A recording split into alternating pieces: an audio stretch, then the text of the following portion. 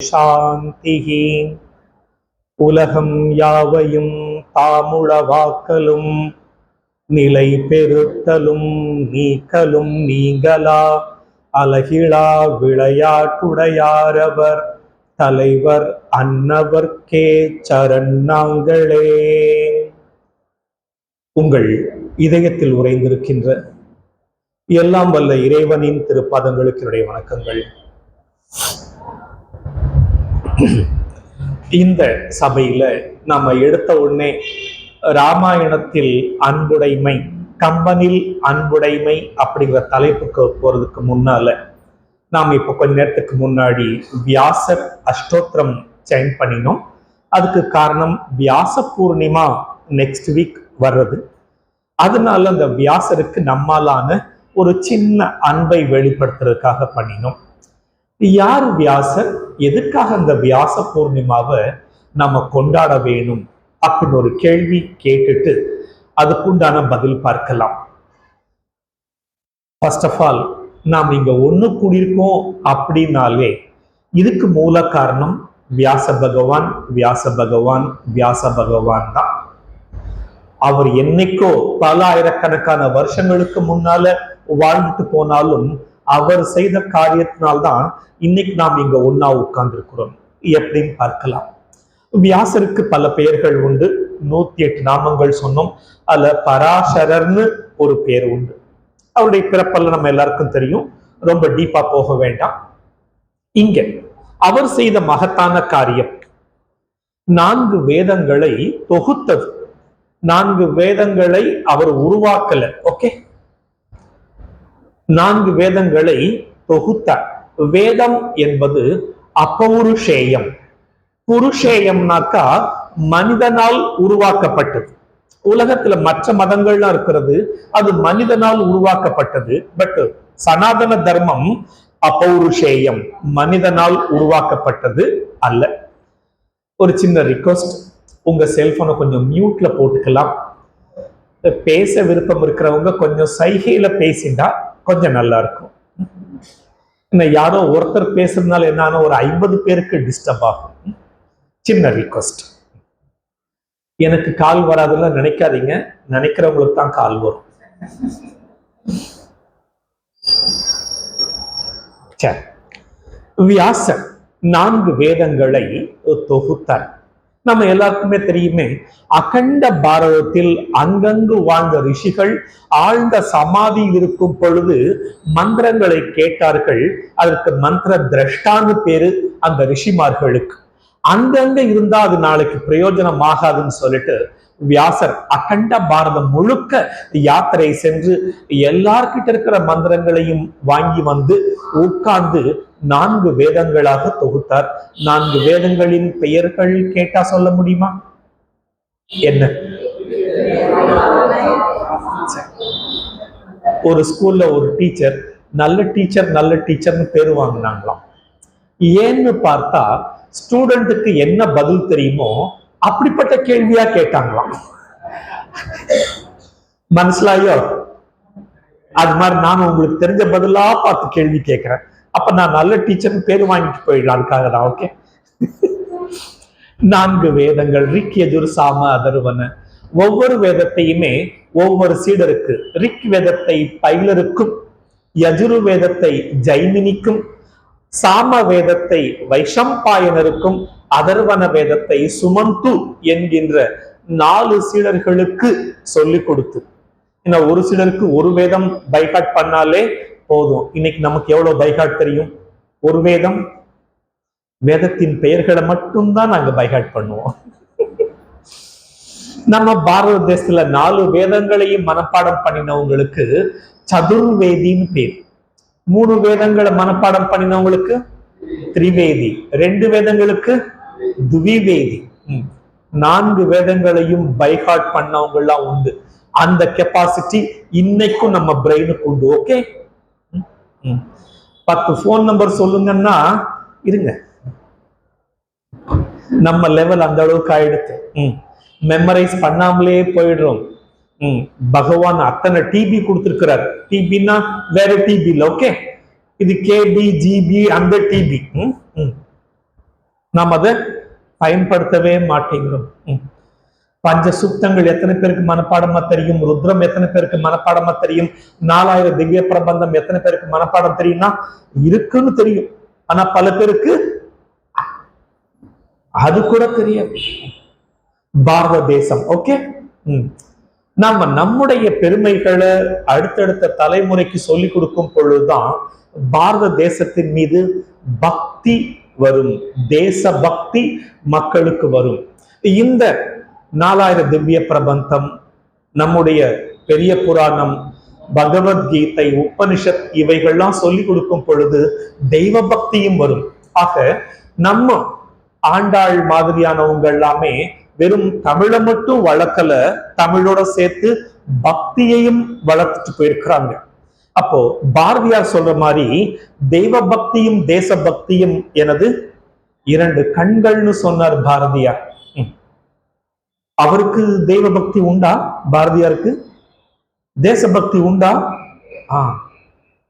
அவர் பாடல்கள்லாம் தெய்வ அனுகிரகம் பெற்றதுனால்தான் இன்னைக்கு நாம சாண்ட் பண்ணினா கூட உள்ளுக்குள்ள அப்படியே முறுக்கேறது நரம்பெல்லாம். நல்லதோ வீணை செய்தே அதை நலம் கெட பொழுதியில் சொல்லடி சிவசக்தி ஏனை சுடர் மிகும் அறிவுடன் படைத்து விட்டாய், வல்லமை தாராயோ யுக நானிலம் நலம் பெற புரிகுவையோ. என்ன வரிகள், என்ன வார்த்தைகள்! அந்த வார்த்தைகளுக்கு இன்னைக்கும் சக்தி இருக்குன்னா தெய்வ புலவர் பாரதியார். தேசபக்தியிலேன்னு சொல்ல முடியுமா? ரெண்டுமே. பாரதியார் நம்ம ஊர்ல பிறந்தவர், தமிழ்நாட்டுல பிறந்தவர்.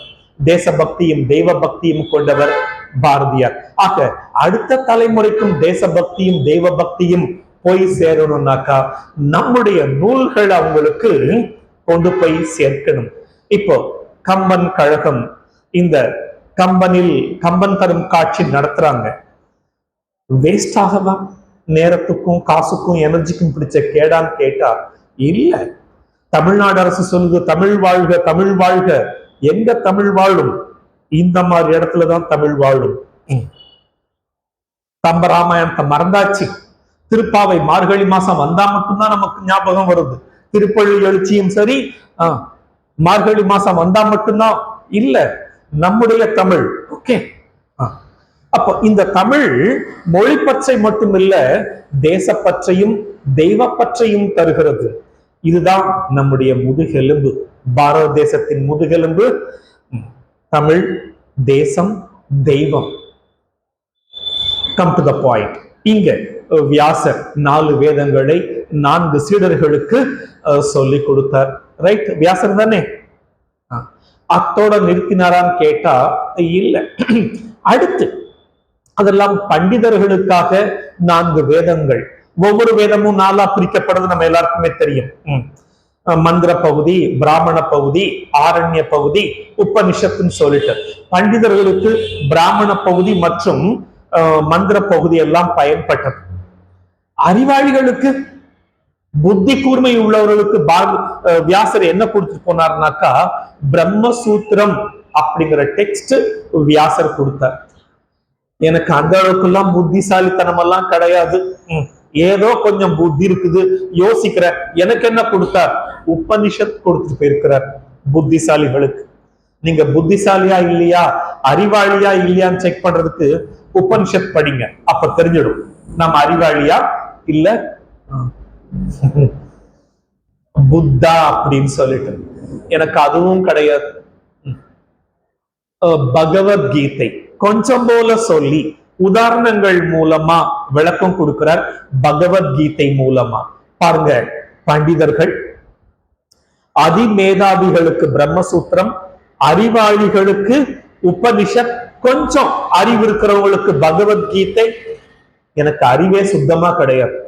சரி, பாகவத்துல கதைகள் மூலமா தத்துவத்தை கொடுத்தார். கதைகள் எல்லாருக்கும் எனக்கு அந்த பக்தியும் கிடையாது. I am a layman. நான் ஒரு சாதாரண மனிதன். பரவாயில்ல, உனக்கு 18 புராணங்கள் கொடுக்குறேன். 18 புராணங்கள், 18 உப புராணங்கள்லாம் அந்த கதைகள் மூலமா அந்த உயர்ந்த தத்துவத்தை அடைவதற்கு வழிவகை செய்தார் வியாசர். ஆக மனித சமுதாயத்துல எந்த மனிதன் எந்த நிலையில இருந்தாலும் எல்லா நிலை மனிதர்களுக்கும் வழிகாட்டியாக வாழ்ந்துவிட்டு கொடுத்து விட்டு சென்றவர் தான் வியாசர். நம்ம வேத வியாசர் மட்டும் சொல்றோம். அவர் என்னெல்லாம் படைத்தார் அப்படிங்கிறது கூட இன்னைக்கு நமக்கு பல பேருக்கு 18 புராணங்கள் நமக்கு பேராவது தெரியுமான்னு கேட்டா ஏதோ தடுமாறி 10, 12, 14 சொல்லிடுவோம். 18னா ஒண்ணு கூகுள் அக்காட்ட போயிட்டு 18 புராணங்கள் என்னன்னு கேட்டா சொல்லுவா, நாம எடுத்து சொல்லிடுவோம். வியாசர் பக்தி, பூஜை, ஞானம், சாதனம் எல்லாத்தையும் சொல்லிட்டு போயிருக்கிறார். இன்னைக்கு நம்ம பூஜை பண்றோம், அந்த பூஜா விதிமுறைகள் கொடுத்தது வியாசர். ஹடயோகம் போல யோகா, பிராணாயாம, தியான முறை எல்லாம் இருக்குதே, இதெல்லாம் நம்முடைய வேதத்துல சொல்லப்பட்டதுதான். இன்னைக்கு அகில உலகத்திலையும் பாருங்க எத்தனையோ ஆசிரமங்கள், ஒவ்வொரு ஆசிரமும் ஒவ்வொரு விதமான கொள்கையை எடுத்துட்டு மக்களுக்கு கொண்டு போய் சேர்க்கிறாங்க. பாரத தேசத்திலேயே பாருங்க, ராமகிருஷ்ணா மிஷன், சின்மியா மிஷன், அமிர்தாந்தமய் ஆசிரமம், பண்டிட் ரவிசங்கர்ஜி வாழ்க வளமுடன், இன்னொரு பக்கம் ஜக்கி வாசுதேவ், இந்த மாதிரி பலவிதமான ஆர்கனைசேஷன்ஸ் உலக மக்களின் நன்மைக்காக கொடுத்துட்டே இருக்கிறாங்க. இதுக்கெல்லாம் சோர்ஸ் எங்கன்னு கேட்டா வேத வியாசர்.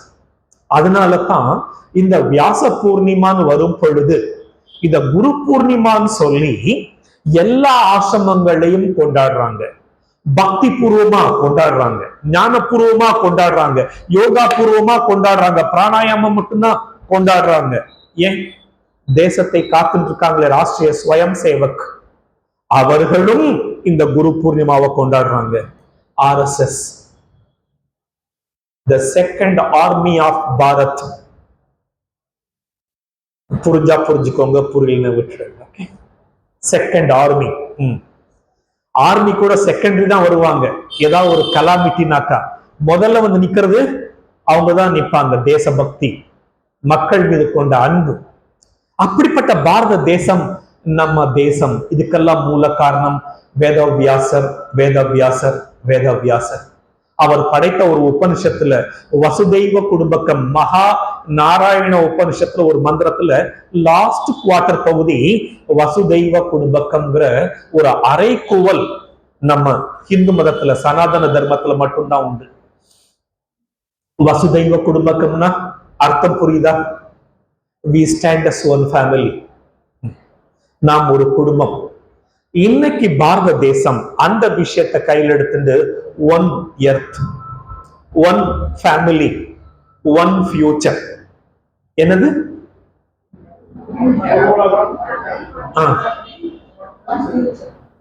இது சும்மா ஸ்டேட்மெண்டா மட்டும்தான் பாரத தேசம் இன்னைக்கு கொடுத்துட்டு இருக்கா, அதை இம்ப்ளிமெண்ட் பண்ணிட்டு இருக்குதான். கொரோனா டைம்ல மெடிசன் மட்டும் கொடுக்கறது இல்ல. இந்த உலகத்துல எந்த தேசம் வறுமையில இருக்குதோ, எந்த தேசம் இடிபாடுகளுக்கு மாற்றிட்டு இருக்குதோ, இன்விடேஷன் இல்லாமலேயே இவங்க போய் உதவி செய்துட்டு இருக்கிறாங்க. சமீபத்துல சில நாடுகளுக்கெல்லாம் பாரத தேசம் போய் செய்தது. அப்போ ஒரே பூமி, ஒரே குடும்பம், ஒரே எதிர்காலம், வசுதெய்வ குடும்பக்கம் பாரத தேசம். இந்த கொள்கை எந்த தேசத்திலையும் கிடையாது. உலகத்தின் வல்லரசுகள் சொல்லக்கூடிய 5 நாடுகள்லையும் இந்த கொள்கை கிடையாது. பாரத தேசத்துல உண்டு. இதுக்கு மூல காரணம் யாருன்னு கேட்டா வேதவியாசர். இன்னைக்கு பாரத தேசத்தை அண்ணாந்து பாக்குதே உலகம் முழுக்க. பாரத தேசத்தின் கலாச்சாரத்தை அண்ணாந்து பாக்குதே உலகம் முழுக்க. அதுக்கெல்லாம் மூல காரணம் வேதவியாசர். பாரத தேசம் இன்னைக்கு தலை நிமிர்ந்து நிக்கிறதுக்கு காரணம் இவர் கொடுத்த ஞானம், இவர் காட்டின வழிதான் இன்னைக்கு பாரத தேசம் இவ்வளவு உயர்ந்து நிற்கிறது. 50 வருஷங்களுக்கு முன்னாடி ஏழ்மையில கஷ்டப்பட்டோம். ஆனா உழைச்சி இன்னைக்கு முன்னுக்கு வந்து நிக்கிறோமே, இல்லைன்னு சொல்ல முடியுமா? ஒருவேளை சாப்பாடு கிடைக்கிறதே கஷ்டமா இருந்தது, உழைப்பின் மூலமா மேல வந்தோம். இதுக்கெல்லாம் ஊக்கமளித்தது நம்முடைய சாஸ்திரங்கள், இல்லைன்னு சொல்ல முடியுமா? விவேகானந்தர், சின்மயானந்தர், சுவாமி ராமதீர்த்தர், எத்தனை பேர் வேணும் இந்த பாரத தேசத்துல? இத்தனை பேரையும் உருவாக்கின பெருமை வேத வியாசர சாரும். What a great personality. வியாசாய விஷ்ணு ரூபாய வியாச ரூபாய நமோ வை பிரம்ம நிதையே வாசிஷ்டாய நமோ நமஹா. எங்கேயோ வருதுன்னு நினைக்கிறல்ல, எங்க வருது? ரைட். அப்படிப்பட்ட வியாச பகவான் நம்ம பாரத தேசத்துல அவதாரம் பண்ணி அவ்வளவு உயர்ந்த ஞானத்தை கொடுத்து அதையெல்லாம் நாம் கடைபிடித்து உலக நாடுகளுக்கே வழிகாட்டியாக நாம் இன்னைக்கு வாழ்ந்து கொண்டிருக்கின்றோம். அன்றைக்கும் சரி, இன்றைக்கும் சரி, நாளைக்கும் சரி, பாரத தேசம் உலக நாடுகளுக்கு ஒளி காட்டும், வழிகாட்டும் காட்டின்றிருக்கிறது. அதுக்கெல்லாம் வியாசர் நமக்கு ஒரு சின்ன பாக்கியம், அவருடைய பேரை சொல்றதுக்கு ஒரு வாய்ப்பு கிடைச்சது. நாளைக்கு நம்மள மறந்துடுவோம், அடுத்தடுத்த வேலையை பார்த்துட்டு. ஆமாந்தானே? ஒருவேளை கொஞ்சம் மனசாட்சி உறுத்துச்சுனாக்கா அடுத்த வாரம் 28ஆம் தேதி குரு பூர்ணிமா. ஓகே, நாமளும் குருவை வச்சு ஒரு விளக்கேத்திட்டு ஒரே ஒரு பஜன் பாடிடலாமா குரு மேல? நீங்க ரிப்பீட் பண்ணணும். ஓகே, வெக்கமா இருக்குமா பஜனை பாடுறதுக்கு? குரு மகிமா குரு மகிமா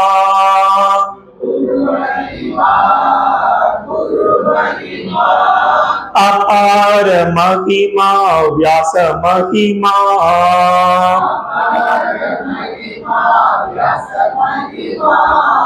குரு மகிமா குரு மகிமா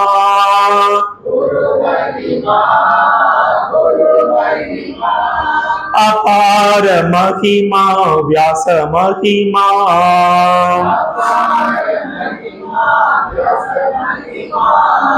கிம் வச்சனீயம் குரு மகிமா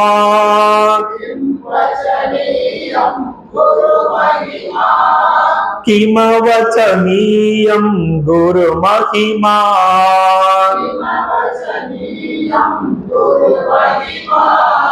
கிம வச்சனீயம் குரு மகிமா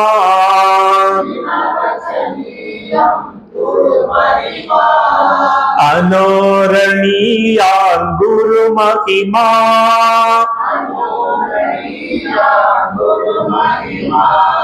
மகதோ மகியான் குரு மகிமா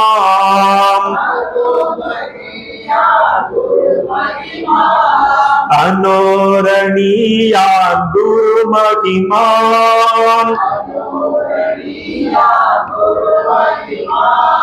மகதோ மகியான் குரு மகிமா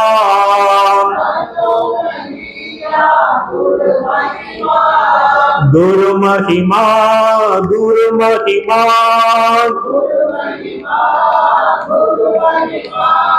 அபார மகிமா வியாச மகிமா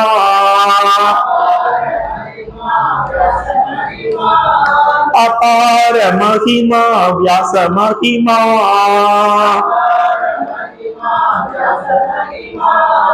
அபார மகிமா வியாச மகிமா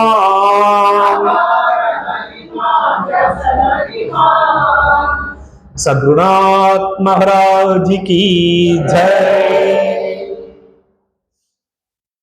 வியாசரால் கொடுக்கப்பட்ட இந்த சனாதன தர்மத்துல நாம் எல்லாம் ஹிந்துக்களாக வாழ்ந்து கொண்டிருக்கின்றோம். அதுக்கு பிறகு வந்த ஆச்சாரியர்கள் பல விஷயங்களை முன்னெடுத்து வந்தாலும் கூட நமக்கு 4 வேதங்கள் கத்துக்கிறதுக்கு நேரம் இல்லை, 108 உபனிஷத்துகள் படிக்கிறதுக்கு போதுமான ஆயுள் இல்லைனாலும் கூட ஒரே ஒரு விஷயத்தை மட்டும் நமக்கு கொடுத்து போயிருக்கிறாங்க. இந்த ஒரு விஷயத்த ஃபாலோ பண்ணாலே போதும், ஹிந்து தர்மம் என்னைக்குனாலும் இந்த உலகத்துல சர்வைவ் ஆகும் அப்படின்னு கண்டுபிடிச்சு கொடுத்த ஒரு விஷயம். அதை முன்னாடி வச்சிடுறேன். ஆக்சுவலா அது ஏற்கனவே நம்ம ஃபாலோ பண்ணிட்டு இருக்கிறது தான். எப்பவுமே பேசுறவங்க நமக்கு எட்டாத ஒரு விஷயத்த, நம்ம ஃபாலோ பண்ணாத ஒரு விஷயத்த சுட்டி காட்டிட்டு ஒரு கில்ட்டி ஃபீலிங்க கொடுத்து போயிடுவாங்க. இங்க நாம ஃபாலோ பண்றதையே சுட்டி காட்டுறேன். சந்தோஷம், அதை கண்டினியூ பண்ணலாம். ஓகே, அந்த ஒரு விஷயம் என்னன்னு கேட்டா பஞ்சமகா யஜ்ஞம்னு பேர். பேசுறது எக்கோ அடிக்குதா, தெளிவா கேக்குதா? தேங்க்யூ. பஞ்சமகா யஜ்ஞம்ங்கிற ஒரு கான்செப்ட நம் முன்னோர்கள் நம்ம கிட்ட கொடுத்து போயிருக்கிறாங்க. அது என்ன அப்படின்னு கேட்டா பஞ்ச அப்படின்னாக்கா 5. மகா யஜ்ஞம், பெரிய மகா யஜ்ஞம்னாக்கா சேவா மனப்பான்மையோடு சுயநலம் இல்லாமல் செய்யப்படுவது யஜ்ஞம். கோவில்கள்ல யஜ்ஞம் எல்லாம் பண்ணினாங்கன்னா செல்பிஷ்னஸுக்காக பண்றது இல்லை, லோகக்ஷேமத்துக்காக பண்றதுதான். அப்ப பஞ்சமகா யஜ்ஞம்னா 5 பெரிய பொதுநல செயல்கள். அது என்னன்னு கேட்டா ஃபர்ஸ்ட் தெய்வ யஜ்ஞம், தெய்வத்தை வழிபடுறது. எஸ்ஆர்னோ வழிபடுறீங்களா இல்லையா? கோவிலுக்கு போறோம், கோவிலுக்கு போக முடியாத பட்சத்தை வீட்டிலேயே ஒரு சின்ன ஃப்ரேம் போட்ட படத்தை ஒரு சின்ன அலமாரியில வச்சு, இல்ல குடிசையெல்லாம் போனீங்கன்னா அதுல ஒரு சின்ன அகல் விளக்கு, அதுல ஒரு ஊதுபத்தி ஸ்டாண்டு. என்ன கலாச்சாரம் பாருங்க.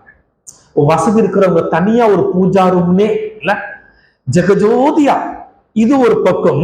ஆனா குடிசையில வாழ்றவங்க கூட குடிசை வீடா இருந்தாலும் ஒரு சின்ன பலக அலமாரி, என்ன அழகுங்கிறது. சாணத்தை தெளிச்சு அதுல வெள்ளிக்கிழமையான கோலம் போட்டு ஒரு சின்ன அகல் விளக்கேத்தி பகவானே தனக்கு தெரிஞ்ச 1-2 தப்பான மந்திரத்தை சொல்லி பகவான் கோச்சிக்கல மாட்டார். அவருக்கு தெரியும் என் பிள்ளை தெரியாது ஏதோ சொல்றான், சொல்லுவே நம்ம வீட்டு பிள்ளை சரியா பேசலன்னா கோச்சிக்கவா செய்யறோம். அது மாதிரி தெய்வத்தை வழிபடுவது நாம் எல்லாரும் பண்ணிட்டு இருக்கோம். வெளில போகும்போது கூட வக்கர துண்ட மகா காய சூரிய கோட்டி சமபிரபா நிர்விக்னம் குருவே தெய்வ சர்வ காரியேஷு சர்வதா திரையம்பகம் யஜாமகே. தெய்வ வழிபாடு இருக்கு. செகண்ட் ரிஷி யஜ்ஞம், நம்முடைய குலகுருக்களை வழிபடுவது, ரிஷிமார்களை வழிபடுவது இருக்கா இல்லையா? நமக்கு பாடம் சொல்லி கொடுக்கிற ஆச்சாரியரை நம்ம வணங்குறோம், நம்ம குலகுருவை வணங்குறோம். துவைத்தம் வர்றவங்க மத்வாச்சாரியார், அப்புறம் மந்திராவுக்கு ஒருவர் இருக்காரு, அவர் பேர் என்ன? தெரிஞ்ச பதிலா பார்த்தான் கேள்வி கேட்டிருக்கோம். ஓகே, மத்வாச்சாரியார். விசிஷ்டாத்வைத்தத்தை வழிபடும் பொழுது ராமானுஜாச்சாரியார், அத்வைத்தத்தை வழிபடும் பொழுது சங்கராச்சாரியார், ஆதிசங்கரர். இந்த மாதிரி நம்ம ரிஷிமார்களை வழிபட்டு இருக்கிறோம். பாடம் சொல்லி கொடுத்த டீச்சரை கூட நம்ம குருவா வழிபடுறோமே. எழுத்தறிவித்தவன் ரைட் வழிபடுறோமா? ரிஷி யஜ்ஞம் இன்னைக்கு நாம வழிபட்டோம். அடுத்து 3வது பித்ரு யஜ்ஞம், பித்ரு காரியங்கள். முந்தா நாள் அமாவாசை, அடுத்து ஆகஸ்ட்ல ஒரு நாள் வருது ஆடி அமாவாசை, அடுத்து மகாலய பட்சமே வரும் பொழுது பித்ருக்களை வழிபடுறோம், பித்ரு யஜ்ஞம். அடுத்து நர யஜ்ஞம், மக்களுக்கு நம்மால முடிஞ்ச சின்ன சின்ன உதவி, விரலுக்கேற்ற வீக்கம் பண்ணிட்டு தானே இருக்கிறோம். அட்ரஸ் கேட்டு வரவங்களுக்கு ஒரு அட்ரஸ் காட்டினா கூட பணம் தான் கொடுக்கணுங்கிற அவசியம் இல்லை. ஒருத்தர் தடுமாறிட்டு வராரு, 2 அன்பான வார்த்தை போது, உசுறு வருவருக்கு. நர யஜ்ஞம். அடுத்து பூத்த யஜ்ஞம், வாயில்லா ஜீவராசிகளுக்கு வீட்டுல 2 செடி வளர்த்ததுக்கு தண்ணி ஊத்துறது, வீட்டு வாசல்ல கோலம் போடும்பொழுது அணில் காக்கா வந்து சாப்பிடுறது, தினம் நாம சாப்பிடறதுக்கு முன்னாடி கொஞ்சம் போல வச்சுட்டு சாப்பிடுறது பூத்த யஜ்ஞம்.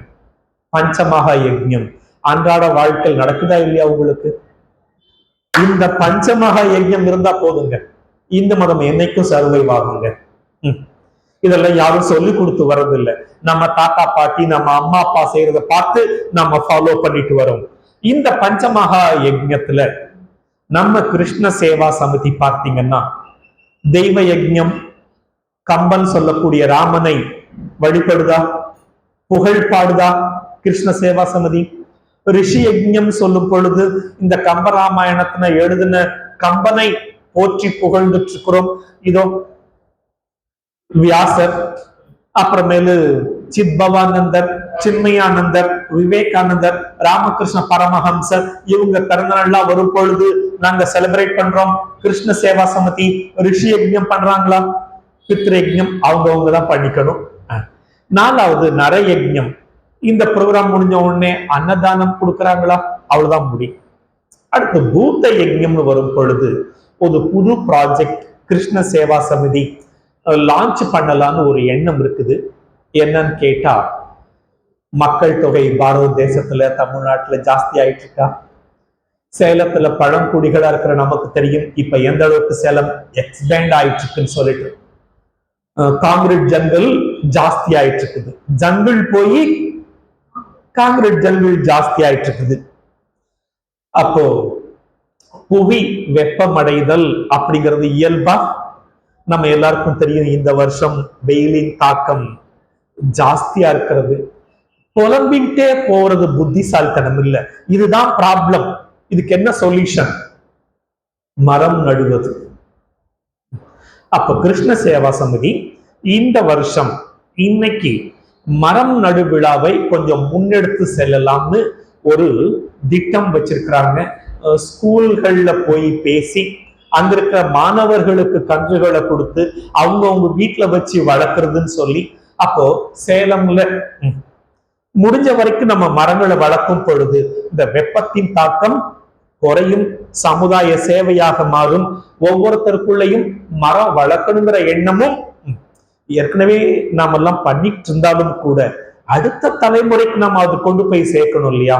அதனால பூத்த யஜ்ஞம் சொல்லக்கூடிய மரம் நடுவிழா, மரம் வளர்க்கும் விழான்னு சொல்லிட்டு கிருஷ்ண சேவா சமிதி எடுத்துட்டு போகலான் இருக்கிறாங்க. ஆக பஞ்சமகா யஜ்ஞத்தை பேசுறதோட மட்டும் இல்லாம கிருஷ்ண சேவா சமிதி அத நடைமுறையும் படுத்துறாங்க. இத்தோட நிறுத்திட்டு மெயின் சப்ஜெக்ட் ராமாயணத்தில் கம்பனில் அன்புடைமை. இது வரைக்கும் பேசுறது வேஸ்டா? இன்ஃபர்மேஷனா தான் இருந்தது, தேவையா இருந்தது. தேங்க்யூ. இப்ப நாம கம்பனில் ராமாயணம், கம்பனில் அன்புடைமை அப்படிங்கிற தலைப்பு எடுத்திருக்கிறோம். எனக்கு 10 குறள்களையும் எடுத்து எக்ஸாம்பிளோட விளக்குறதுக்கு நேரம் இல்லை, அதனால முதலே சொல்லிடுறேன், அப்பாலஜி கேட்டுக்கிறேன். ஃபர்ஸ்ட் திட்டம் போட்டது 5 குறள்கள் மட்டும் எடுத்துட்டு கம்பனில் என்னெல்லாம் இருக்குன்னு சொல்லி மேற்கோள் காட்டலாம் நினைச்சுட்டு இருக்கேன். பட் எவ்வளவு தூரம் போகும்னு தெரியாது. டார்கெட் முக்கியமா, டேக் ஹோம் மெசேஜ் முக்கியமா? டேக் ஹோம் மெசேஜ் தான் முக்கியமானால டார்கெட் செகண்டரி. நமக்கு என்ன தேவை, நாம என்ன எடுத்துட்டு போக போறோம் இங்க வந்துட்டு அதுக்கு போக்கஸ் பண்ணலாம். ஃபர்ஸ்ட் அன்புடைமை அப்படின்னு சொல்லும் பொழுது அன்பு அன்பு அன்பு. இந்த அன்புங்கிற உணர்வு அது ஒரு பாவம். அன்பு என்பது ஒரு பாவனை. அந்த அன்பு என்பது பாவனைய நாம நம்மவர்களிடம் காட்டும் பொழுது அதற்கு பெயர் பாசம் என்று அழைக்கப்படுகிறது. நான் சொல்றதுக்கெல்லாம் நீங்க அப்படியே அக்செப்ட் பண்ணிக்கணுங்கிற அவசியம் இல்லை. சிந்தனை பண்ணுங்க, தப்புன்னா கையை தூக்குங்க, கேள்வி கேளுங்க, நம்ம கிளாரிஃபை பண்ணிட்டு போகலாம். ஓகே? அன்புங்கிற உணர்வு, அந்த பாவனை என்னுடையவர்கள் கிட்ட காட்டும் பொழுது அதற்கு பெயர் இருக்கா? இருக்கா பாசம்? அந்த பாசம் என்ன பண்ணும் கேட்டா பொசசிவ்னஸ் கொடுக்கும், எக்ஸ்பெக்டேஷனோட இருக்கும் பாசம். S R no? பொசசிவ்னஸும் உண்டு, எக்ஸ்பெக்டேஷனும் உண்டு, பாசம். இதே அன்புங்கிற உணர்வு கொஞ்சம் அடுத்த படிக்கு போகும் பொழுது அதுக்கு பெயர் நட்பு என்று பெயர். தோழமை, ஃப்ரெண்ட்ஷிப். அது என்னக்கா பிசினஸ் லைக்.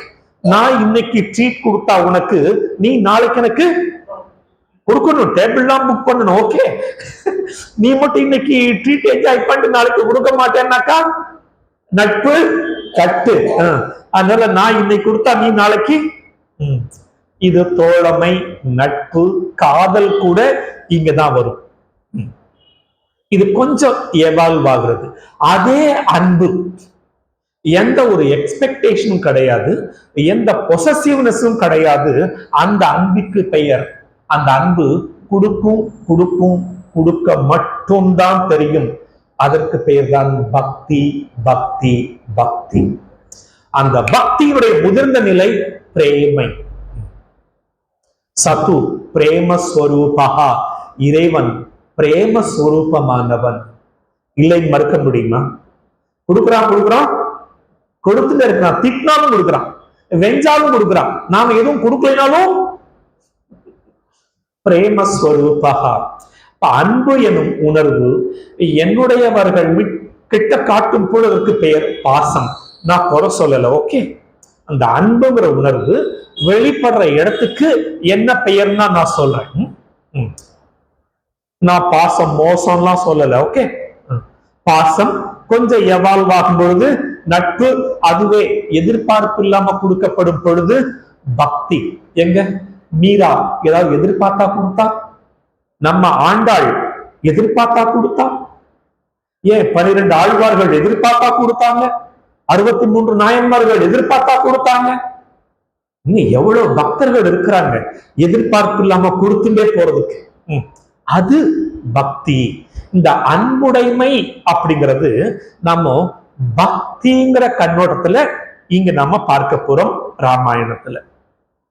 இந்த அன்பின் தன்மை என்னன்னு கேட்டா, கபீர்தாசர் நார்த் இந்தியால ஒருத்தர் வாழ்ந்துட்டு போனார். அவர் எழுதினது தோகா. நம்ம எப்படி திருக்குறள் சொல்றோமோ, பாசுரம் சொல்றோமோ, திவ்ய பிரபந்தம் சொல்றோமோ, அது மாதிரி அல்ல. கபீர்தாசர் சொல்றார், இந்த பக்திங்கிறதுக்கு, இந்த பக்தி இருக்கே, இந்த அன்பு இருக்கே, இது என்னைக்குமே முழுமை அடையாது அப்படிங்கிறார். ஏன்பா அப்படின்னு கேட்டா, இந்த அன்புங்கிற உணர்வு சம்பந்தப்பட்ட எல்லா சொற்களையும் எடுத்து பார்த்தா அது 2 எழுத்து தான் இருக்குமே தவிர 3 எழுத்தா இருக்காது. அன்பு 2 3 இன்னும் மெய் எழுத்து அது முழுசு கிடையாது, ஓகே. ஆ இன் பு, பா சா நா இட் து, கா த இல், பிரியா 2, பக்தி 2, பிரேமை 2, ஓகே. எல்லாமே 2 எழுத்து 2 எழுத்து 2 எழுத்து, இது 3 எழுத்தா. அதனாலதான் நாம எவ்வளவு பக்தி காட்டினாலும் போதுங்கிற ஃபீல, நமக்கு வேண்டப்பட்டவங்க பிரியம், நம்ம மேல வெல்விஷரா இருக்கிறவங்க வீட்டுக்கு வராங்க, மதியம் சாப்பிட வர்றாங்க, நம்ம சமைச்சு போடுறோம், சமைச்சு போட்டு அவங்க நல்லா வயிறு நிறைய சாப்பிட்டு போனதுக்கு அப்புறம் கூட அதை கொடுக்காம விட்டேனே, இதை செய்யாம விட்டேனே, ஃபீல் வருதா இல்லையா? அன்பு கம்ப்ளீட் ஆகாது. நீங்க ஒருத்தர்கிட்ட அன்பு காட்டினீங்கன்னா அன்பு என்னைக்குமே ஃபுல் ஸ்டாப் ஆகாது. ஏன்னா அவருடைய சுபாவமே 2 தான். நட்பானாலும் சரி, காதலானாலும் சரி, பக்தி ஆனாலும் சரி, பிரேமையானாலும் சரி. பக்தியில உசுரையே கொடுத்தா கூட திரும்பவும் ஜென்மம் எடுத்து பகவானுக்கு பக்தி காட்டணும்னு நினைக்கிற பக்தர்கள் தான் இந்த பூமியில ஏராளம். பக்தி காட்டியாச்சு போதுன்னு உங்க மனசுல என்னைக்காவது வந்திருக்குது? என்ன கொஸ்டின் வரும்னாக்கா, நான் காட்டுற பக்தி சரிதானா, சரியாதான் காட்டுறேனாங்கிற சந்தேகம் வருமே தவிர பக்தி போதுங்கிற. ஏன் சாமிஜி அப்படி என்றால், அன்பே சிவம், ரைட்டா? சிவம்னா கடவுள். கடவுளுக்கு பவுண்டரி நீங்க கொடுக்க முடியுமா? எட்டர்னல். கடவுளுக்கு எல்லை கிடையாது. அப்ப கடவுளுக்கு எல்லை இல்லைன்னு சொல்லும் பொழுது, அன்பே தெய்வமா இருக்கும் பொழுது அன்புக்கு மட்டும் எப்படி எல்லை வகுக்க முடியும்? வாய்ப்பு இல்லை. அன்புதான் தவம்னு சொல்றாங்க. அன்பே தவம், தவத்தின் உச்சநிலை அன்பு. நம்ம வீட்டுல ரொம்ப டிசிப்ளினா இருக்கிறோம், ஒழுக்கமானவங்க, ரொம்ப தவமெல்லாம் ஆன்மீக சாதனைகள்லாம் பண்றோம்னா எல்லாத்தையும் நோண்டிட்டு இருக்க வேண்டாம். அந்த மனிதர் மற்றவரோடு உறவு கொள்கின்ற அந்த உறவு முறையை பார்த்தா தெரிஞ்சிடும். பக்குவப்பட்டவர், பழுத்த பழமா இருக்கிறார், அவர்கிட்ட என்ன எதிர்பார்ப்போம்? நாம காசு பணம் எதிர்க்க மாட்டோம். அன்பை வெளிப்படுத்துறாரா, அன்பா 2 வார்த்தை, எல்லார்கிட்டையும் அன்பா இருக்காரான்னு மட்டும்தான் பார்ப்போம். தவத்தின் உச்சம் அன்பு. அப்ப அன்பு தவம். அன்பு சிவம் மட்டும் இல்ல, அன்பு தவம். ஒழுக்கம் விழுப்பம் தரலாம், அந்த டிசிப்ளின், அந்த ஒழுக்கமே அன்புதான். அன்பு இருந்தா ஒழுக்கம் தானா வந்தது. அன்பு இல்லாத இடத்துலதான் ஒழுங்கினம் வெளிப்படும். ஆக அன்புடைமை ஒரு பக்தி. அன்பே சிவம், அன்பே தவம், அன்பே ஒழுக்கம். அன்பு என்பது ஒரு பாவனை, ஒரு உணர்வு, அது ஒரு பொருள் அல்ல.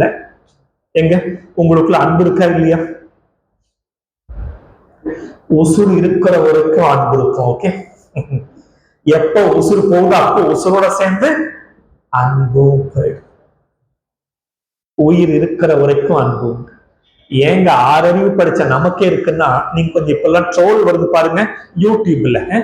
அணில், குரங்கு, சின்ன சின்ன ஜீவராசிகள் கூட அந்த அன்பை வெளிப்படுத்துது தன் பிள்ளைகள் கிட்ட. அன்பு அங்கிங்கெனாதபடி எங்கெங்கும் நீக்கமர நிறைந்திருக்கிறது.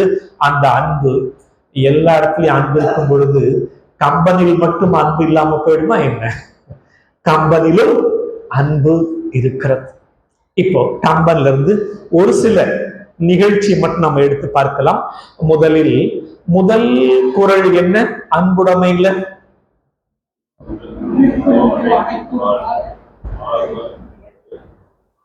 ரெண்டாவது வரி மட்டும் வரமாட்டேங்குது. அன்பிற்கு உண்டோ அடைக்கும் தாழ் ஆர்வலர் புன்கண் பூசல் தரும். இந்த அன்பிற்கும் உண்டோ அடைக்கும் தாழ். இந்த அன்பு வெளிப்படுறதுக்கு தாழ் கிடையாது. இதற்கு நாம எல்லாரையுமே எடுத்துக்கலாம். சபரி எடுத்துக்கலாம், பரதன் எடுத்துக்கலாம், அனுமான்ஜி எடுத்துக்கலாம். இங்க நாம அனுமான்ஜியை எடுத்துக்கலாம். பாரத தேசத்துல எத்தனையோ கடவுள்கள். எந்த கடவுள் மேலையும் நம்மால குற்றம் சுமத்த முடியுமா? முடியாதா? கம்பன் கூறுகின்ற ராமனையே நாம குறை சொல்லுவோம் இல்லையா? குறை சொன்னாங்களா இல்லையா? மறைந்திருந்து தாக்குறது ராமனுக்கு அழகா? அதுக்கு ரீசன் இருக்குது. ஓகே, கிருஷ்ணன் மேல ஐயோ ஒன்னா ரெண்டா ஏகப்பட்ட கம்ப்ளைண்ட் கிருஷ்ணன் மேல. சிவன் மேல ஐய அவர் எப்ப பார்த்தாலும். முருகன் 2 பொஞ்சாதிக்காரன். ஏதாவது ஒண்ணு. நீங்க அனுமான்ஜி மேல ஏதாவது குத்தம் சொல்லி பாருங்க. சுவாமி விவேகானந்தர், my humble request, please switch off your phone or mute your phone. ஹனுமான்ஜியை பத்தி சுவாமி விவேகானந்தர் சொல்லும் பொழுது the hero of Bharat, hero of Bharat. இந்த பாரத தேசத்தின் கதாநாயகன் யாருன்னு கேட்டா ஹனுமான்ஜின்னு சொல்றார். விவேகானந்தர் வாழ்ந்து விட்டு 1 நூற்றாண்டு காலம் ஆயிடுத்து.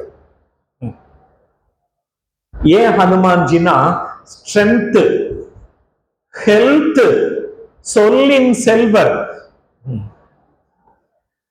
புத்திசாலித்தனம், அஜாட்டியம் வாக்படுத்துவம் ச ஹனுமத் ஸ்மரணாத் பவே.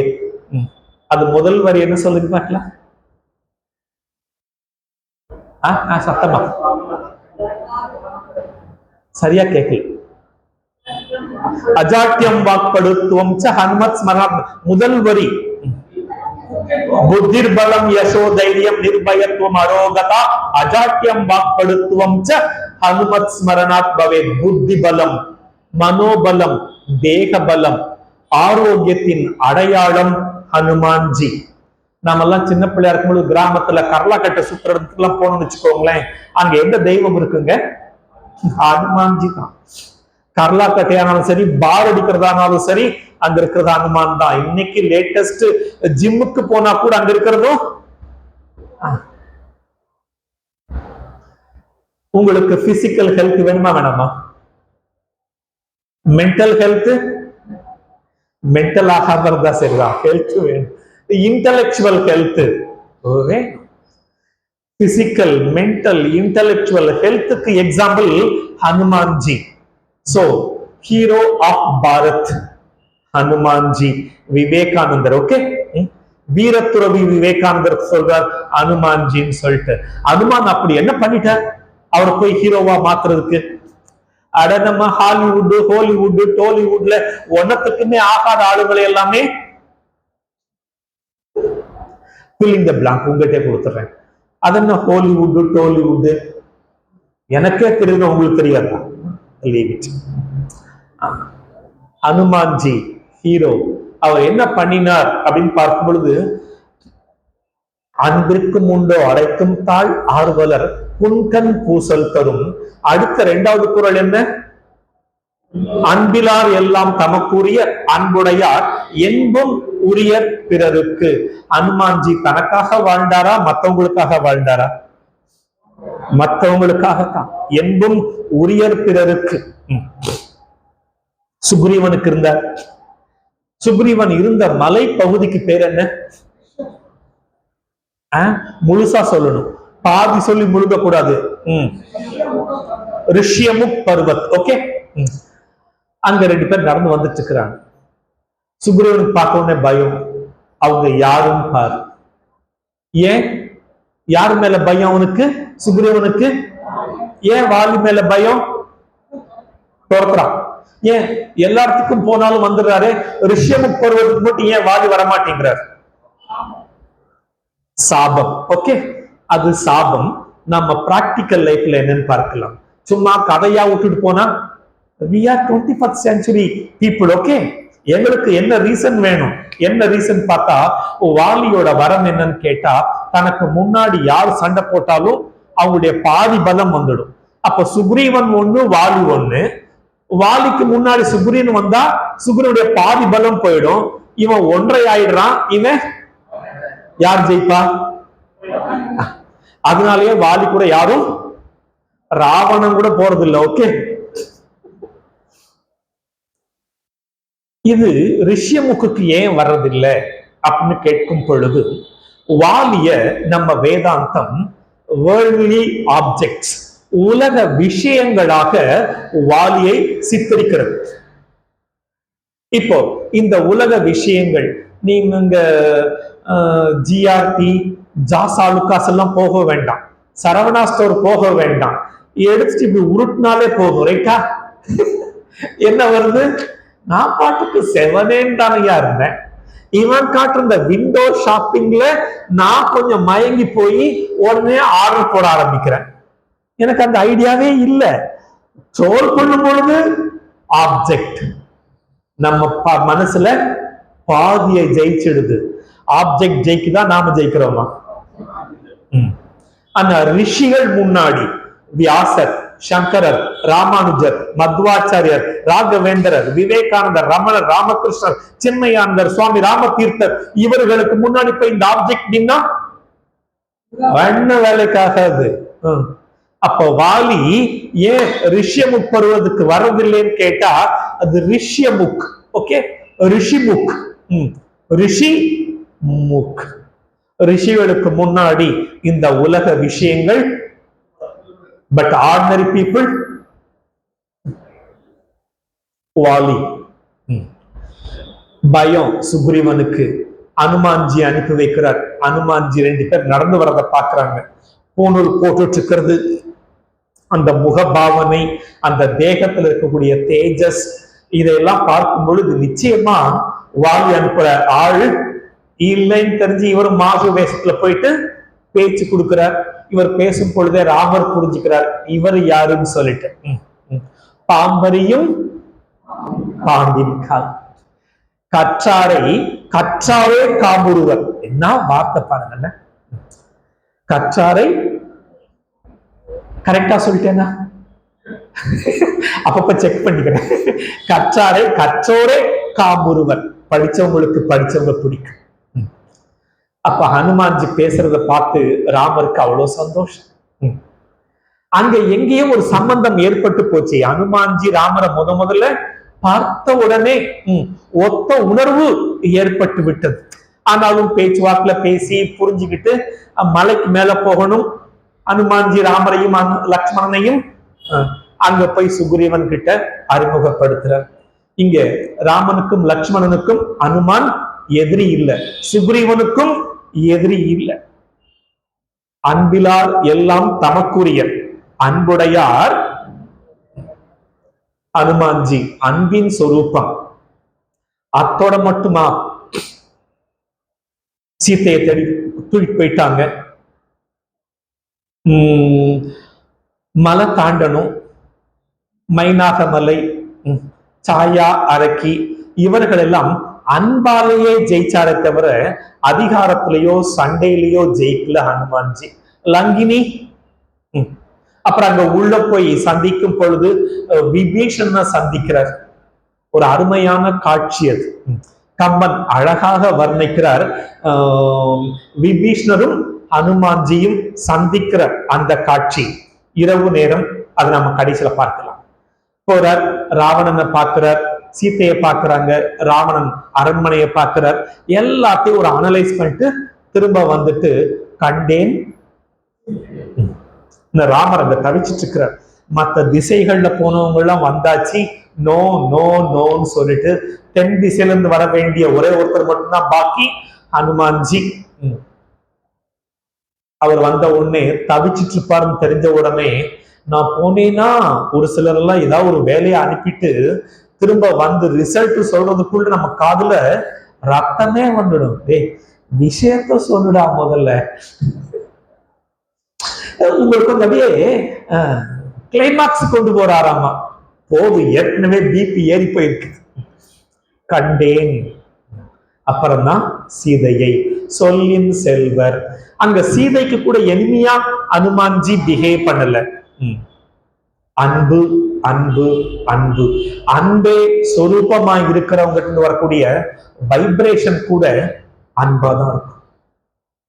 அன்புல திளைக்கிறவங்களுடைய வார்த்தைகளும் அன்பாதான் இருக்கும். நார்த் இந்தியன் மாதிரி எடுத்த உடனே வாய் வந்து கத்தி வர்ற மாதிரிதான் பேசுவாங்க. அந்த வார்த்தை நமக்கு ஒரு சூதனிங் ஃபீலிங்க கொடுக்கணும். நம்ம ஒருத்தட்ட பேசும் பொழுது ஓகே, இவர் வந்து நம்மளை மோசம் பண்ண மாட்டார், ஏமாத்த மாட்டார், நம்மளுடைய நண்பன் தான், நமக்கு ஆதரவா இருக்கக்கூடியவர் தான் அப்படிங்கிற அந்த உணர்வு நம்ம தொனியில இருந்து வெளியே வரணும்னாக்கா நம்ம அன்பு மிக்கவர்களா இருந்தால் மட்டும்தான் அந்த தொனியில அன்பு வெளிப்படும். சரி, நடுராத்திரி ராம் ராம் ராம் ராம் ராம் ராம் நாம ஜபம் ஒலிக்குது. ஹனுமான்ஜி ஸ்ரீலங்கால சீதாவை தேடும் பொழுது நடுராத்திரில ராம் ராம் ராம் ராம்னு ஒருவேளை ராவணன் மாறு வேஷம் நம்மளை பிடிக்கிறதுக்காக சந்தேகம். அப்படியே பார்த்தா ஒரு வீட்டுல முன்னாடி, இன்னைக்கு கிராமங்கள்ல வந்து வீட்டுக்கு முன்னாடி வாசல்ல 2 சுவத்துல சங்கு சக்கரம் இல்லைன்னா அபயக்கரம், அந்த வீட்டினுடைய வழிபாட்டு தெய்வத்தின் சின்னங்களை வரைஞ்சு வச்சிருப்பாங்க. பார்த்திருக்கேடா? எங்க வீட்டு வாசல் நாங்க டைல்ஸ் போட்டு ஒட்டி வச்சிருக்கோம் சார். மாடர்ன் வேர்ல்டு, அதனால மாடர்னா டைல்ஸை போட்டு ஒட்டி வச்சிருக்கிறோம். அன்னைக்கு வரைஞ்சு வச்சிருப்பாங்க. அது கோணாமானம் இருந்தா கூட பக்தி. அந்த வீட்டுல விஷ்ணுவோட அடையாள சின்னங்கள் வரையப்பட்டிருக்கிறது. துளசி மாடம் இருக்கிறது. ஸ்ரீலங்கால துளசி மாடம், ராம் ராம். அப்ப பார்த்து வீட்டுக்குள்ள ஒருத்தர் வெளியே வர, நடுராத்திரி திடீர்னு ஒருத்தர் மீட் பண்ணா என்ன வரும்? பயம் வரும். பட்டப்பகல்லையே கிச்சன்ல வேலை செஞ்சுட்டு இருக்கணும். ஆத்துக்காரரே பின்னாடி வந்து நிக்கிறாரு. திரும்பி பார்த்தா பக்குன்னு ஆயிடுது. ஏங்க சொல்லிட்டு வர மாட்டீங்க? பகல்ல நம்ம வீடு, நம்ம ஆத்துக்காரரு நம்ம வீட்டில் இருக்கிறார். அவரை பார்த்தாலே பயம் வருது. ஒருத்தர் சந்திக்காத விபீஷ்ணன் மற்றும் ஹனுமான்ஜி ஒருத்தர் பார்க்கும் பொழுது பயம் இல்லை. காரணம், விபீஷ்ணனுடைய மனசு முழுக்க ராம் ராம் ராம் ராம் ராம் ராம், அன்பு பக்தி. ஹனுமான் மனசுக்குள்ள ராம் ராம் ராம் ராம். நாமளும் ஒருத்தர் சந்திக்கும் பொழுது ஹரியோம் முடிஞ்சு போச்சு, சாய்ராம் முடிஞ்சு போச்சு, வாழ்க வளமுடன், ஜெய் குருதேவ், ஏதோ ஒரு நாமத்தை சொன்னா முடிஞ்சு போச்சு. அந்த செகண்ட் பயம் வருது மனசுக்குள்ள, சான்ஸே இல்ல. சிவ சிவா, ஓம் நம சிவாயா, முடிஞ்சு போச்சு. பயத்துக்கு அங்க வாய்ப்பே இல்லை. அப்ப ஒருத்தர் அறிமுகப்படுத்திக்கும் பொழுது, பகவான் நாமத்தை சொல்லி நாம அறிமுகப்படுத்திக்கும் பொழுது, என் கையில ஒண்ணும் இல்லைன்னு காட்டுறதுக்காக மட்டும் இல்ல, நாமத்தை சொன்னாலே முடிஞ்சு போச்சு. இப்ப விபீஷணனும் ஹனுமான்ஜியும் ஒருத்தர் சந்திக்கும் பொழுது அங்க பயம் இல்லை, அன்பான ஒரு ஒத்த உணர்வு ஏற்படுகிறது. இதை பற்றி கம்பன் பாடும் பொழுது, நான் எழுதி வந்திருக்கிறேன், மனப்பாடம் பண்ணி பார்த்தேன், மனசுல நிக்கல. தமிழ் தான்.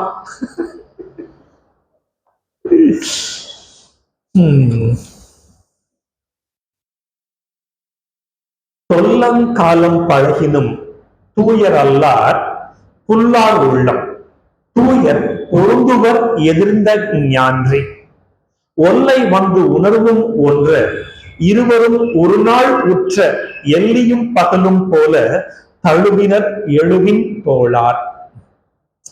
பல நாள் பழக வேண்டாம், ஒரு நாள், ஒரு முறை ஹரிஓம் சொன்னா போதும், அடுத்த முறை அந்த பேத பாவனையே இல்லாத அளவுக்கு. அப்போ நம்ம கலாச்சாரம் பாருங்களேன், ஒருத்தர் சந்திக்கும் பொழுது சிவ சிவா, ஓம் நம சிவாய் என்னன்னாலும் சொல்லிக்கோங்க. எந்த ஆர்கனைசேஷன் இருக்கிறோமோ அந்த ஆர்கனைசேஷனுக்கு ஒரு பழக்கம் இருக்குது, அதை சொல்லிக்கிறதுல தப்பு இல்லை. பட் நமக்கு என்ன, அன்புங்கிற உணர்வை வெளிப்படுத்தணும். நம்மால மற்றவங்களுக்கு பயம் வரக்கூடாது, மற்றவங்களை பார்த்து நாமளும் பயப்படக்கூடாது. இதுதான் பக்தியின் லட்சணமா பக்தி யோகத்துல பகவான் சொல்றார். நோ விஜயே ஜயஹா. லோகத்தினால் எவன் ஒருவன் பாதிக்கப்படுவதில்லையோ, லோகத்திற்கு எவன் ஒருவன் பாதிப்பை ஏற்படுத்துவதில்லையோ அவன் என் பக்தன்னு கீதையில பகவான் சொல்றார் 12th சாப்டர்ல. ஒருத்தர் சந்திக்கிறாங்க, அங்க அந்யோன்யம் கிடைச்சிடுது, யார் என்னன்னு பேசிக்கிறாங்க, விஷயம் தெரிஞ்சுக்கிறாங்க. அதுக்கப்புறம் விபீஷணன் நாடு கடத்தப்படுகிறார். என்ன ராவணன் அரசபையில நீ என்ன ஏன் வீட்டு சாப்பாடை சாப்பிட்டு ராமனுக்கு நீ ஸ்ரீலங்கா இருக்காத போன்னு சொல்லிடுறார் ராவணன். எங்க போறது, அனுமான்ஜி ஞாபகம் வருது. ராமேஸ்வரத்துல ராமர் இருக்காருன்னு தெரிஞ்ச உடனே அவரோட சேர்ந்து 2 மந்திரிகள் வராங்க. எந்த நம்பிக்கையில வராரு விபீஷணன்? வந்தா சேர்த்துப்பான்னு ஒரு நம்பிக்கையா? எஸ், ராம் ராம் ராம் ராம், அந்த ராம நாமம் கண்டிப்பாக காப்பாற்றும், கைவிட மாட்டார். ராமன் கூட போயாச்சு, ஆனா ராம நாமம் இன்னைக்கும் இருக்குது. நாமம் பெரிதா ராமன் பெரிதான்னு கேட்டா நாமம் தான் பெரிது. அந்த நாமத்தை ஜெபிச்சுட்டு வர அங்க நடந்த நிகழ்ச்சிகள்லாம் உங்களுக்கு தெரியும். ராமர் கேட்கிறார் எல்லார்கிட்டையும், அங்கிருந்து வரானே எதிரி சபையில இருந்து நாம சேர்த்துக்கலாமான்னு. எல்லாரும் நோ நோ நோ, ஒற்றரா இருக்கலாம், நமக்கு ஆபத்தை ஏற்படுத்தலாம். அனுமான்ஜியை கேட்கிறார், ஓகேன்னு சொல்றார். சரி நீ போய் கூட்டிட்டு வான்னு சொல்றார்.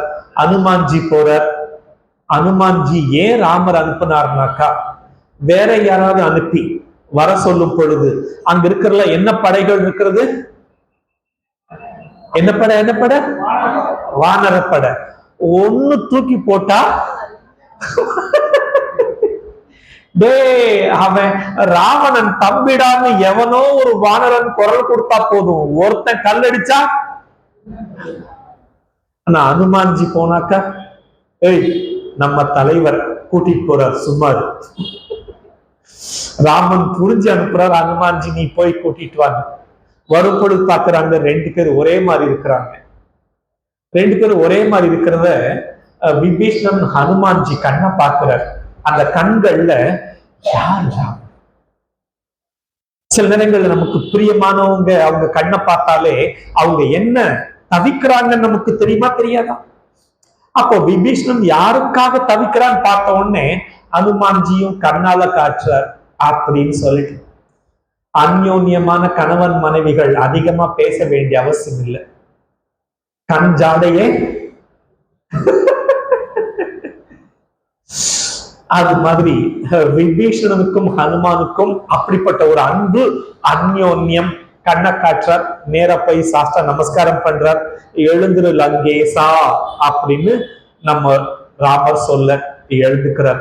அங்க லங்கேஷ் அங்க இருக்கான், எழுந்துரு லங்கேஷான்னு இங்க சொல்ற. அப்ப நாளைக்கு நடக்க போறது ராமருக்கு தெரிஞ்சாச்சு. ஹனுமான் தனக்காக இல்லை, அன்புடையார் என்பும் உரிய பிறருக்கு.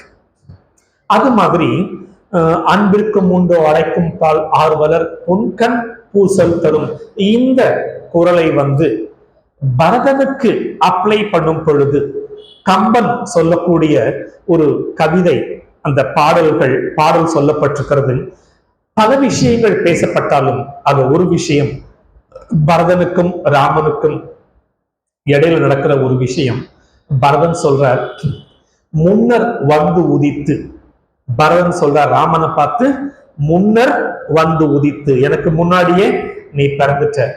உலகம் மூன்றினும் நின்னை ஒப்ப இல்லா, உனக்கு ஈடு இணை யாரும் இல்லை. நீ பிறந்த பார் என்னது ஆகில், நீ பிறந்த பார் இல்ல. ஓகே, கொஞ்சம் அழுத்தமா சொல்லணும். பார் என்னது ஆகில் யான் இன்று தந்தனன் மன்னா போந்து மகுடம் சூடு என்றான். நீ பிறந்த இந்த, எனக்கு முன்னாடி நீ பிறந்துட்ட, உலகளுக்கும் உனக்கு நிகரானவர் யாரும் இல்லை. பிறந்த பார் என்னதாகில், என்ன பல வார்த்தைகள் பேசும் பொழுது என்ன தசரதன் வாக்கு கொடுத்துட்ட, 14 ஆண்டு காலம் 14 காலம் பரதன். இந்த பார் என்னதாகில் யான் இன்று தந்தனன் மன்னா, அப்ப கூட ராமன் தான் மன்னா போந்து மகுடம் சூடு. அரசு நின்னதே அப்படிங்கிறார் பரதன். என்ன தமிழ் வார்த்தை பாருங்களேன், அரசு நின்னதே. நம்ம அண்ணன் தம்பிட்ட சொல்லிடுவோமா? அங்க என்ன இருக்குது ராமனுக்கும் பரதனுக்கும் இடையில? வெறும் அண்ணன் தம்பி பாசம் இல்ல, அங்க பக்தி, பிரேமை. ராமன் மீது அவ்வளவு பிரேமை பரதனுக்கு. அரசு என்னதாகில் யான் இன்று தந்தனன் போந்து மகுடம் சூடு. யாருக்கு வளர்ந்த மனசு? அங்கே பக்தி இருக்கிறது. எதை வைத்துக் கொண்டு பக்தியின் அளவு நிர்ணயிக்கப்படுகிறது என்றால், 63 நாயன்மார்கள், 12 ஆழ்வார்கள், நாமளும் பக்தர்கள் தான். பக்தி எதை வச்சுட்டு நிர்ணயிக்கப்படுதுன்னா, எவ்வளவுக்கு எவ்வளவு தியாகம் பண்றோமோ அதை பொறுத்து பக்தி நிர்ணயிக்கப்படுகிறது. கண்ணப்ப நாயனார் நம்மால நோண்டி வைக்க முடியுமா? தியாகம். யான் இன்று தந்தனன் மன்னா போந்து மகுடம் சூடு, ராஜ்யத்தை உனக்கு கொடுக்கிறேன். அரசு நின்னதே பரதன் சொல்லிட்டான். அதுக்கு ராமர் சொல்றார், அரசு என்னதாகில் போ முடிசூடு. ராமன் சொல்றான் பரதனை. இன்னைக்கு அண்ணன் தம்பிக்குள்ள அப்படியா இருக்கிறோம்? அன்பு கூட இல்லை, பாசம் கூட இல்லை. அண்ணன் என்னடா அவசரமான உலகத்திலே, அர்த்தம் காசில்லாதவள். அங்க பரதனுக்கும் ராமனுக்கும் இடையில இருந்தது அண்ணன் தம்பி உறவு இல்லை, பாசம் இல்லை, நட்பு இல்லை, பக்தி. அதையும் தாண்டி பிரேமை. ஓகே, எனக்கு ராஜ்யத்தை கொடுத்து அவ போல அப்படின்னு ராமன் சொல்லல. ராமன் சொல்றார், இது முறைமையோ அப்படிங்கிறார் ராமன். எது முறைமையோ? அப்பாவுக்கு நான் வாக்கு கொடுத்துட்டேன், அம்மாவும் சொன்னாங்க, நானும் தாய் சொல்லை தட்டாம வந்துட்டேன், தந்தை சொல் மிக்க மந்திரமில்லை வந்துட்டேன். இப்ப நீ சொன்னேங்கிறதுனால ராஜ்யத்தை ஆண்டேன்னாக்கா, என்னுடைய அம்மாவும் அப்பாவும் கைகேயும் தசரதனும் வாக்கு தவறியவர்களாக மாறிவிடுவார்கள். அரசனுக்கு எது அழகு? வாக்கு. ஆனா இன்னைக்கு வாக்கு வாங்குறதுக்காக வாக்கு கொடுத்து வாக்கு வாங்கணும், வாக்கு கொடுப்போம், ஆனா வாக்கு மட்டும் ஒரே வாக்கா இருக்குது. WLK இல்ல வாக்கு. ராமராஜ்யம் அமைப்போம். ஏன் ராமராஜ்யம்னா பக்தி, பிரேமை, சொன்ன வாக்க காப்பாத்து. நம்மளையும் வாக்கு கொடுக்க கூடாது. வாக்கு கொடுத்தீங்கன்னா காத்துல பறக்க விட்டுடுங்க. நோ, வாக்கு கொடுக்காதீங்க. கொடுத்தீங்கன்னா வாக்க காப்பாத்துங்க. அது நஷ்டமானாலும் பரவாயில்ல, அடுத்த தலைமுறைக்கு வழிகாட்டியாக வாழணும். அப்ப நான் சும்மா சொன்னேன். இந்த ஜோலியெல்லாம் வச்சுக்கூடாது. சின்சியாரிட்டி. அப்ப உன் வாக்குல உனக்கு எந்த அளவுக்கு மரியாதை இருக்குது? நீயே உன்னுடைய வாக்க மதிக்கலன்னா அடுத்தவங்க எப்படி மதிப்பாங்க? என் பிள்ளை என் பேச்சையே கேட்கறது இல்லை. எப்படி கேட்பான்? நானே என் பேச்ச மதிக்கிறது இல்லையே. ஆனா அங்க போந்து மகுடம் சூடு, அரசு என்னதாக்கில் போ மகுடம் சூடி அரசாள் அப்படின்னு ராமன் ஒருத்தருக்கு ஒருத்தர் சொல்றார். ராமனும் தன் நிலையிலிருந்து இறங்கல, பரதனும் தன் நிலையிலிருந்து இறங்கல. நீ வா, எனக்கு ராஜ்யம் வேண்டாம், நீ எனக்கு முன்னாடி பிறந்தவன், உன்னுடைய ராஜ்யம். பரதன் இல்ல, அப்பா வாக்க காப்பாற்றணும் ராமன். இந்த வாக்குவாதம் போயிட்டு இருந்தது. தேவலோகத்துல தேவர்கள் வந்து நீங்க சண்டை போட்டதெல்லாம் போதும், ராம அவதாரம் காசிஜி சொன்ன மாதிரி ராவண வதம் தான் ராம அவதாரம், அது நிறைவேறணும். அதுக்கு பரதா சரி உன் பாதுகையாவது கொடு. அவர் நேரா அயோத்திக்கெல்லாம் போகல. உங்களை எத்தனை பேர் அயோத்திக்கு போயிருக்கீங்க? ஓகே, பரதன் இருந்த நந்தி கிராமம் போனீங்களா? அடுத்த முறை போனா பரதன் இருந்த நந்தி கிராமத்துக்கு போங்க. அங்க பாதுகையை வச்சுட்டு அவர் 14 வருஷம் பூஜை பண்ணார். அந்த இடத்த பாருங்க. 14 வருஷம் கழிச்சு நீ வந்துடணும், ஒரு நாள் கூட லேட் பண்ணக்கூடாது. லேட் பண்ண நான் அக்னியில பிரவேசம் பண்ணுவேன் பரதன் சொன்னார். அந்த 14 வருஷங்கள் கரெக்டா முடிஞ்ச உடனே அந்த பரதனும் ராமனும் ஹக் பண்ணிக்கிற அந்த சிலை இன்னைக்கும் அந்த நந்தி கிராமத்துல இருக்கிறது. அருமையான கிராமம். அடுத்த முறை அயோத்தி போனா மிஸ் பண்ணாதீங்க. இது பரதன். விபீஷணன். மணி நேரம் ஆயிடுச்சு, நான் இதோட முடிச்சுக்கிறேன். நான் முதலையே சொல்லிட்டேன், என்னால 10 குறள் 5 குறளாவது நம்ம கொஞ்சம் கம்பேர் பண்ணி பேசலான்னு வந்தேன். நேரம் ஆகுறத பார்த்தா நான் ஸ்டாப் பண்ணிக்கிறேன். 1.25 ஆச்சு. இங்க ராமாயணத்தில் கம்பனில் அன்புடைமை நிறைய உதாரணம் இருக்கிறது. சபரியை எடுத்துக்கலாமா? விபீஷணன், சுக்ரீவன், குகனை நாம விட்டுட்டோம்ல. இன்று முதல் 5வரானோம், 60வரானோம், 70வரானோம். அது அன்பு இருந்தா மட்டும்தான் அந்த தராதரம் பார்க்காம மூவ் பண்ண முடியும். நாட்டை ஆளுகின்ற ராஜாவுக்கு தராதரம் இருக்கக்கூடாது, எல்லோரையும் சமமாய் பார்க்க வேண்டும். பாரத தேசத்தை ஆளுகின்ற இன்றைய அரசன் தராதரம் பார்க்கிறாரா? எல்லாருக்கும் ஈக்குவலா பார்க்கிறாரா? எல்லாரும் சமம், பிடிச்சவங்க பிடிக்காதவங்க பேதம் கிடையாது. ராஜா, ஒரு நாட்டை ஆளுபவர் எல்லோரையும் சமமாய் பார்க்க வேண்டும். பாரத தேசம் அதை நோக்கி சென்று கொண்டிருக்கிறது. தமிழகம் இன்னும் சில வருடங்களில் தமிழகத்தை ஆளக்கூடிய தலைவர்கள் நிச்சயமாக சமநோக்கு உள்ளவர்களாகத்தான் வருவார்கள். வந்துதான் ஆகணும். தமிழகம் அதை நோக்கித்தான் போயிட்டு இருக்கு. இனிமே தமிழ்நாட்டை ஆளணும்னாக்கா நீ எவ்வளவு கூட நல்லவனா இருக்கியோ, நல்லவனுக்கும் ரொம்ப நல்லவனுக்கும் தான் இனிமே தமிழ்நாடு போட்டா போட்டி. நீ அதிகமா லஞ்சம் வாங்குறியான்னா அதிகமா லஞ்சம் வாங்குறியா, உங்களுக்கு தமிழகம் இனிமே கிடையாது. மக்கள் விழித்துக் கொண்டார்கள். தமிழ்நாட்டை ஆளக்கூடிய ராஜா தலைவர்களும் சமநோக்கு உள்ளவர்களாக இருக்க வேண்டும். அவர்களால் மட்டுமே இந்த தேசம் ஆளப்படும்.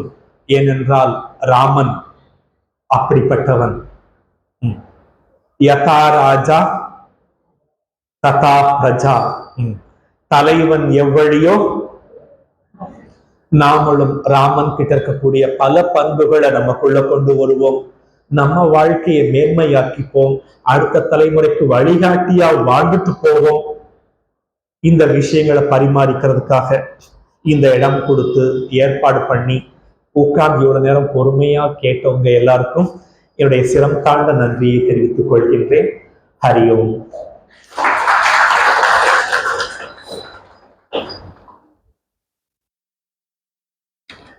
ஹரி ஓம்.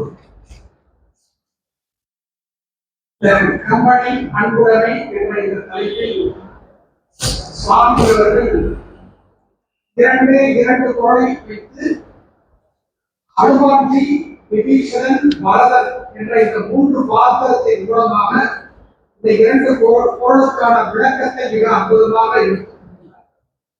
அன்பிற்கு எது இலக்கணம் என்றால், அன்பினுடைய அளவு எது என்றால், எந்த அளவுக்கு மற்றவருக்கு நாம் நம்மிடம் இருப்பதை தியாகம் செய்கிறோமோ அந்த அளவுக்கு அந்த அன்பினுடைய உயர்வானது வெளிப்படுகிறது என்பதை சுவாமியாளர்கள் மிக அற்புதமாக எடுத்துக் கொள்கிறார்கள். இந்த அன்புதான் மக்களை ஒற்றுமைப்படுத்தவே ஒழிய எப்பொழுதும் அதிகாரமோ பிறரை அதிகாரம் செய்வது, பிறரை நம் கட்டுப்பாட்டில் வைப்பதன் மூலமாக எந்த ஒரு ஒற்றுமையும் நிகழாது.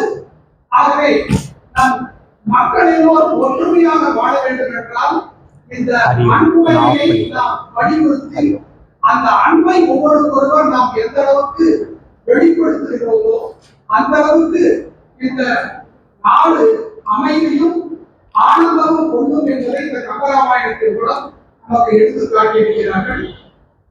எப்பொழுதுமே ஒவ்வொரு மாதமும், சென்ற மாதம் கூட இந்த கருத்தரங்கு முடித்த பிற்பாடு யாராவது இருவர் அவருடைய பின்னூட்டத்தை வழங்குவார்கள். அப்படி ஐயா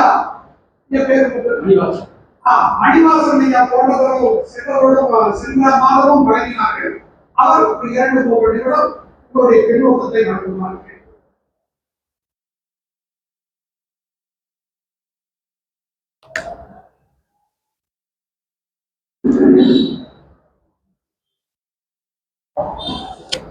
நமஸ்காரம்.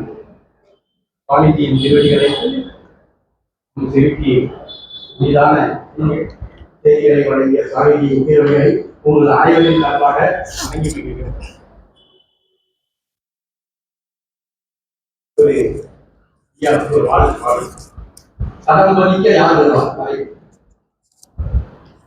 கண் முன்னே வியாசரை நீர் காண செய்தீர், கண் முன்னே வியாசரை நீர் காண செய்தீர், காசினியில் பாரதத்தின் மேன்மை சொன்னீர், தன்னமுத ஜனாதனத்தின் மேன்மை எல்லாம் தவமுனிவர் வியாசர் தான் கட்டமைத்தார், உண்மை இதை யாமரச் செய்தீர், உங்கள் உரையால் யாம் வாசலை நல் குருவாய் கொண்டோம், உண்மை இதை யாமரச் செய்தீர், உங்கள் உரையால் யாம் வியாசரை நல் குருவாய் கொண்டோம், இன்மையினை மனதினிலே பூண்டோ, இன்மையினை மனதினிலே பூண்டோ, வியாச சீடர்களாய் மாறிவிட்டோம் மேன்மை காண்போம், வியாச சீடர்களாய் மாறிவிட்டோம் மேன்மை காண்போம், சித்தமிரை அன்பதனால் அனுமன் தன்னை ஸ்ரீராமன் திருவடியே அர்ப்பணித்தார், சித்தமிரை அன்பதனால் அனுமன் தன்னை ஸ்ரீராமன் திருவடியே அர்ப்பணித்தார், உத்தமனாய் காவியத்தின் உச்சம் தொட்டார், உத்தமனாய் காவியத்தின் உச்சம் தொட்டார், உள்ளமெல்லாம் நிறைந்திருந்த பக்தியாரே, தத்துவமிதை சுவாமி சுரேஷ் ஆனந்தா போல், தத்துவமிதை சுவாமி சுரேஷ் ஆனந்தா போல், கடம்பதிக்க யார் வருவார் பணிந்தோம் வாழ்க, கடம்பதிக்க யார் வருவார் பணிந்தோம் வாழ்க, இத்தரையின் மாந்தரலாம் ஏற்றம் காண இதயத்தின் பிரேமையினால் தோல் கொடுப்போம், இத்தரையின் மாந்தரலாம் ஏற்றம் காண இதயத்தின் பிரேமையினால் தோல் கொடுப்போம். வாழ்த்துகள் ஸ்ரீ கிருஷ்ண சேவா சந்தி, சேலம், கவியாக்கம், ஐயன் அருணாமணி வாசகன். திருக்குறளை மையப்படுத்தி ஆண்டு முழுவதும் இருப்பதாக ஒரு திருக்குறளை பற்றி திருக்குறளை மையப்படுத்தி ஒரு 2 நிமிட பாடல். தலை சேர்க்கும் குரல் வீதி. வேதாந்தம் எங்கள் வேதாந்தம் வழிகாட்டும் குரலே வேதாந்தம்,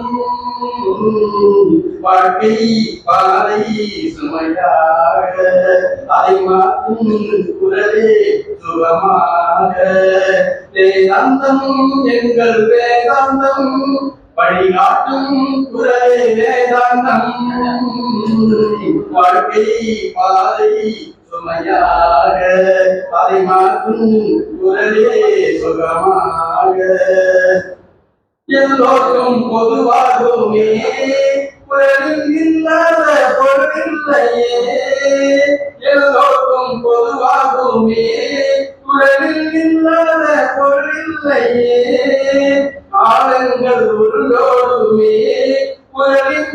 என்றும் நிலைய பூமியே போராடும் நாட்டில் மதவேதம் குரலை புரிந்தாயே சுகநாதா இறப்பால் யாரும் ஓர்கோடல் என்று சிறப்பாய் பேசும் தேற்றோரே வேதாந்தம் எங்கள் வேதாந்தம் வழிகாட்டும் குரலே வேதாந்தம்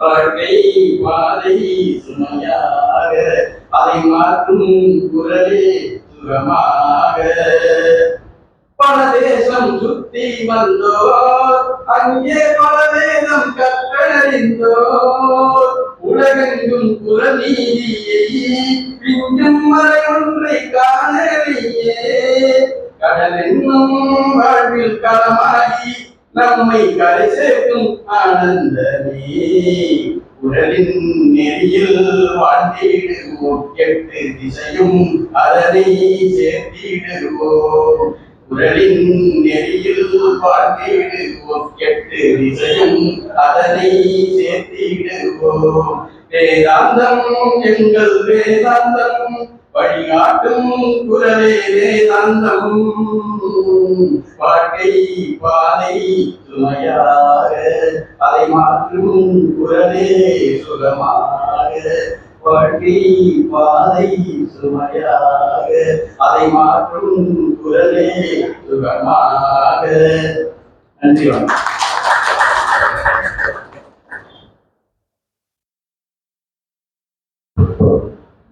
நன்றி மணிவாசன் ஐயா. சென்ற வாரம் நீங்கள் எழுதிய அந்த புனிதர் கருணாத் அவரை பற்றி எழுதிய கவிதையை அவர் கேட்டிருக்கிறார். அதை நீங்க போகும்போது எனக்கு கூப்பிட்டீங்கன்னா அவங்களை அனுப்பிச்சிருக்கேன். நன்றி. இப்பொழுது சுவாமி அவர்களுக்கு ஐயா திரு மாரிமுத்து அவர்கள் சிறப்பு செய்வார்கள்.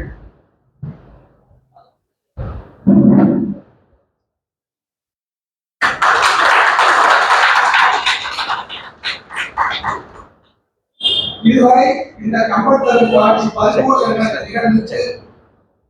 பல்வேறு நிகழ்வுகள் நம்மை சுற்றி நடந்து கொண்டிருந்த போதும் அந்த நிகழ்வுகள் எல்லாம் நம்மை எந்த விதத்திலும் பாதிக்காத அளவுக்கு எந்த சத்தமும் வராத அளவுக்கு இறைவனுடைய அருளால் பூரணமாக சுவாமியுடைய சொற்பொழிவை கேட்க வைத்த இறைவனுக்கு முதலில் நன்றி.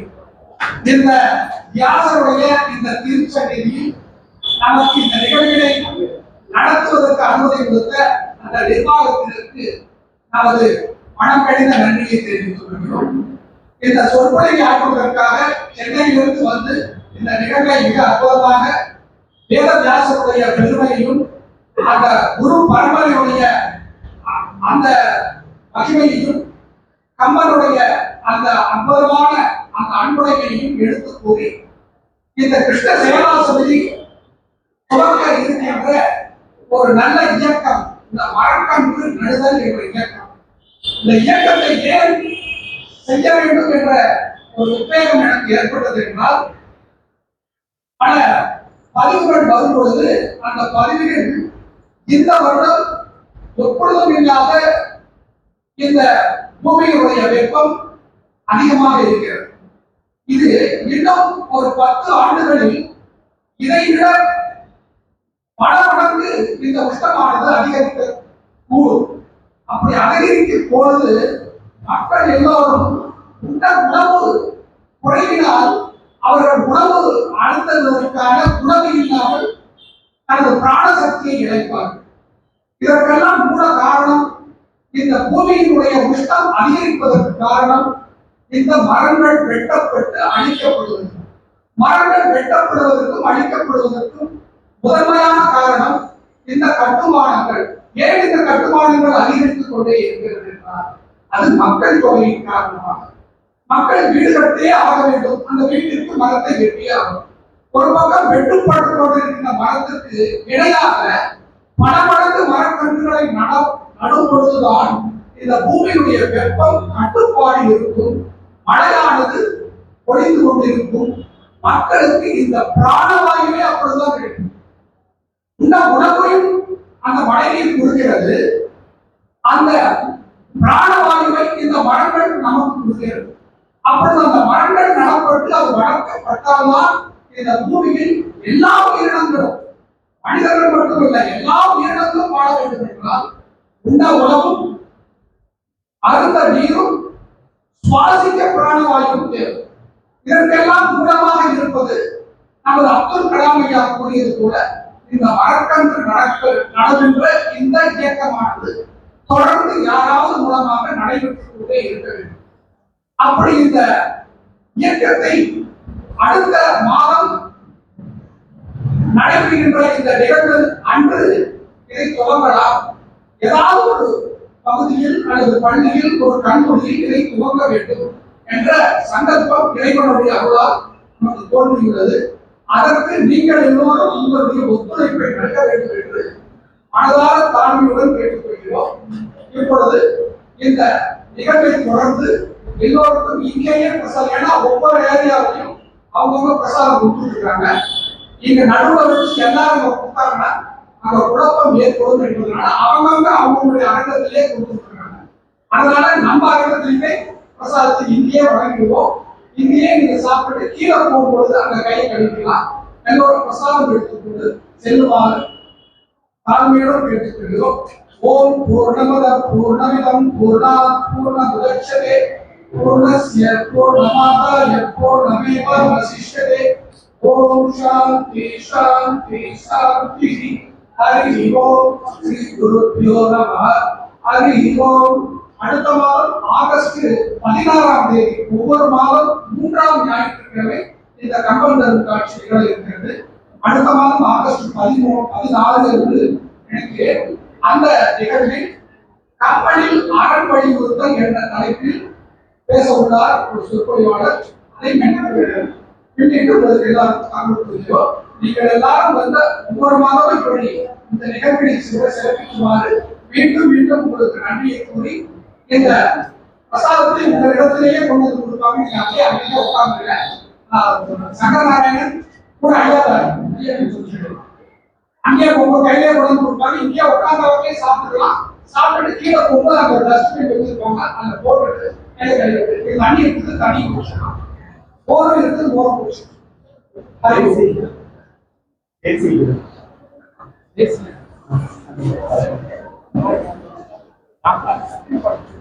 எல்லாரும் கொஞ்சம் ஒரு 2 நிமிடம் எல்லாரும் எழுந்து தேசிய கீதத்தை எல்லாருக்கும் தெரியுமே தேசிய கீதம். தேசிய கீதம் பாடிய பிறகு நாம் உணவு எடுத்துக்கொள்ளலாம். எல்லாரும் ஒரு 2 நிமிடம் எழுந்து தேசிய கீதத்தை எல்லோரும் சேர்ந்து போகலாம். जी और जी और